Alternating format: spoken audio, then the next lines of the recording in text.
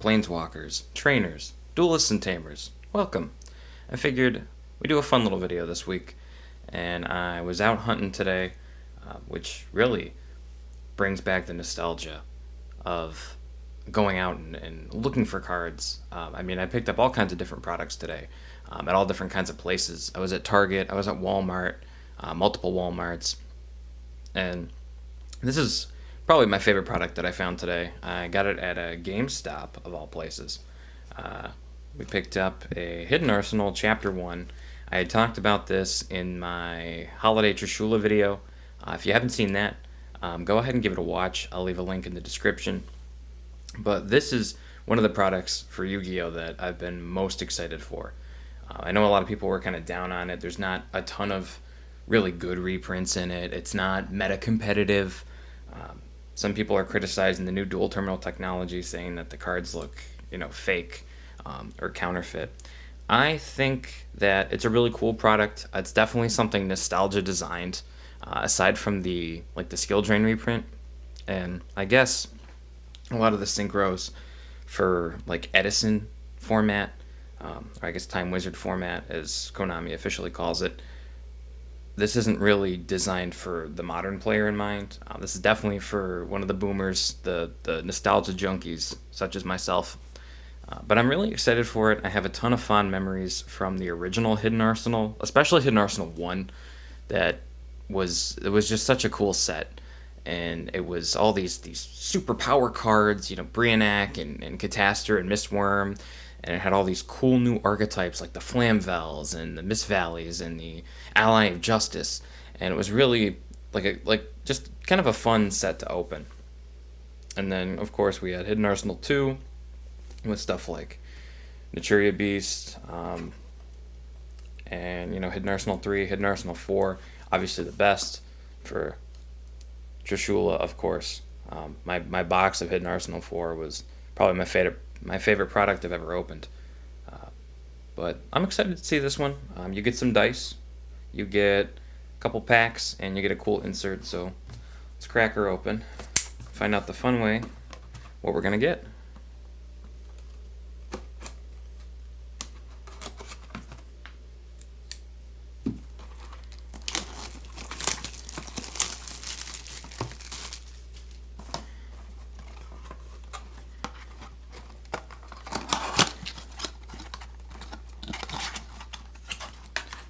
Design on the box. Alright, promo card. Power Tool Dragon. Very nostalgic. I think there's new Power Tool support, or it's like a duelist pack or something coming out. It's perfect timing for this. Very cool.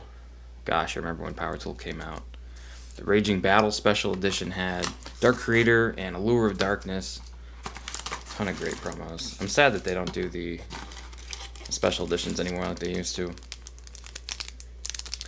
So it looks like we got the Flamvel Baby Dice. Flamvels, anybody that knows me and played Yu-Gi-Oh! When I played definitely knows my love for the Flamvel archetype. I talk to E3 Yu-Gi-Oh! About it all the time.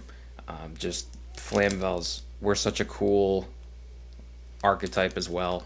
As soon as I read Rekindling, I knew that I wanted to play that deck, and I fell in love with it, and definitely a very cool dice. Baby was one of my favorite Flamvels, so good stuff there.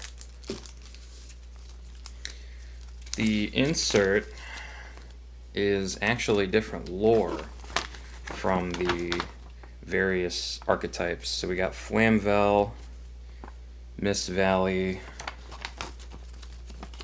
Mistworm actually creates the mist in the Mistvalley. I thought that was a cool piece of information. We got the Fableds. I like the design on the Fableds too. Very regal. And we got the Ice Barriers. And then on the back, we've got some minor info on the X-Sabers, Jirax, Worms, and Genix. The Ally of Justice, Naturia Forest, and the Dragoonides. A ton of fan favorite archetypes. Dragoonides are always popular. Naturias are pretty popular.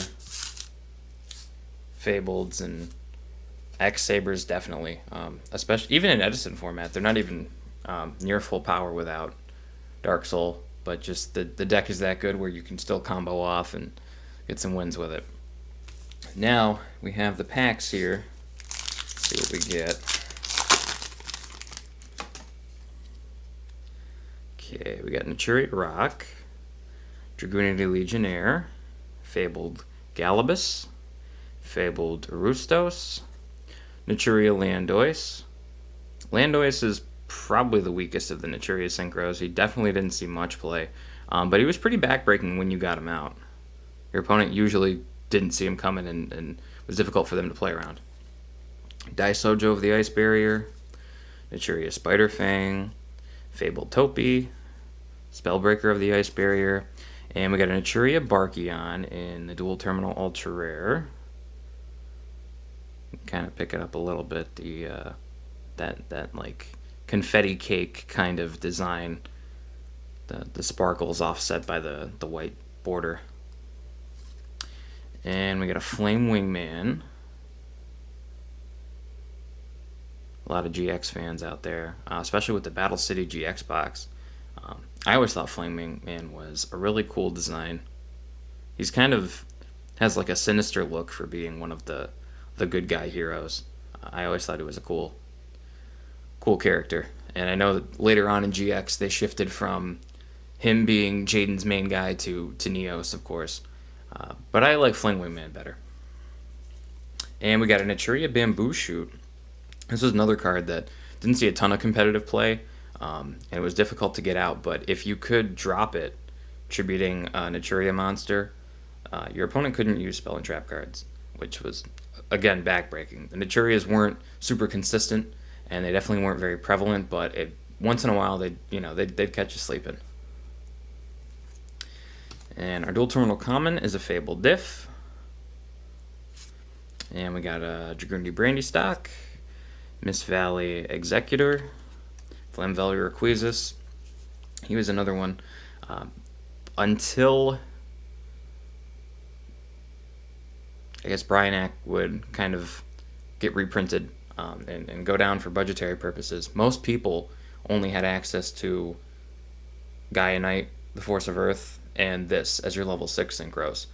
So he, looking at him as a 2100 attack, level 6 nowadays is awful. But back in the day when Hidden Arsenal 1 came out, and this was one of the premier level 6 synchros. And we got Sacred Spirit of the Ice Barrier and Enemy Controller. Classic card. Big fan of that in GOAT. Big fan of that in like Frog Monarch, sacking your Treeborn Frog during standby, stealing their monster, and then bringing back the Treeborn.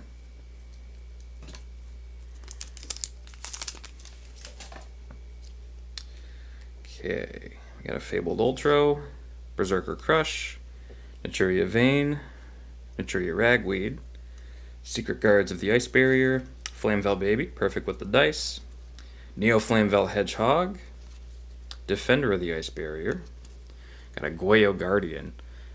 He was another absolutely powerful level 6 synchro. He was banned for a while.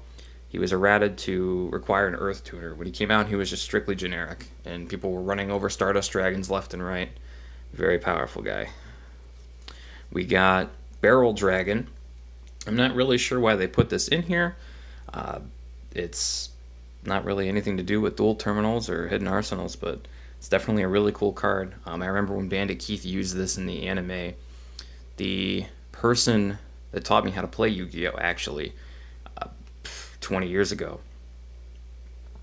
had a Barrel Dragon, and I loved it and I wanted it. And I told him if I ever beat him that I wanted his Barrel Dragon, and he agreed, and jokingly thinking that I was never going to beat him. And it was time to go home, and he packed up his cards mid-duel, and I said, hey, you forfeited. So we ended up having a rematch, and I did beat him with the Barrel Dragon, and I got to keep it. And definitely a fond memory with this guy. And we got a Mistworm. We were just talking about him in the pamphlet. This is probably one of my favorite synchros. Before Trish, this was really the only level 9 that was generic, the one tuner and two non-tuners being able to just practically clear a board. If you bounced a Synchro monster, it just went back to the extra deck. So it wasn't like you're bouncing something that they can accrue value off of. It was just a clean answer to a lot of stuff. Even if they would bottomless Trap Hole or Torrential Tribute, you still bounce the rest of their stuff, and if you had follow-ups, you could easily OTK. This worked really well in Flamvel decks. I would use Battle Fader, and then my opponent would attack, I'd drop a Battle Fader, and then next turn I would Rekindling, get back Fire Dog and Fire Dog and Magician, and then go into the Mistworm. This was a common play I like to do in Edison format. And we got a Doloran, Tiger King of the Ice Barrier. He is probably the weakest of the Ice Barrier synchros. Just standalone. I think Gungnir has seen some play. Bryanak and Trish definitely have seen some play. He was really abusable in, some kind of OTK, FTK combo in the OCG with Symbol of Heritage and crazy stuff they would do over there. But he was definitely prevalent in that.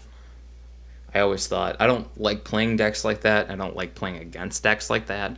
But the kind of FTK combo, big brain, blonde lady doing math meme kind of decks, I like that they exist. And I like that people put the effort forth to kind of craft them. I always thought that was an interesting piece of game. And our DT common is Shock Troops of the Ice Barrier. Got an Etruria Fruit Fly. I kind of like him. He's made out of fruit. I like that. And we got a Mist Valley Baby Rock, Dragoonity Partisan, Flamvel Dragnov, and Dragoonity Tribus. So overall, not too bad pulls. The Doloran's pretty okay. The Mistworm, definitely something great for Edison format. This was a huge boon to anybody that's trying to build IRL decks for that. That and the Ghost from the Past 2, the set list is officially out, and that has Chimera Tech Fortress Dragon, which was another expensive staple at the time. So between this and that, you really need probably Stardust, Colossal Fighter, and Ab-Zero, and you can pretty easily make an extra deck for anything you're really going to want out of Edison format. And we got the Bamboo, Flame Wingman, and Barkion. And the Power Tool Dragon I thought was a nice pickup too. So these are the big pulls. Let me know what you guys think. If you like this set, if you don't like this set,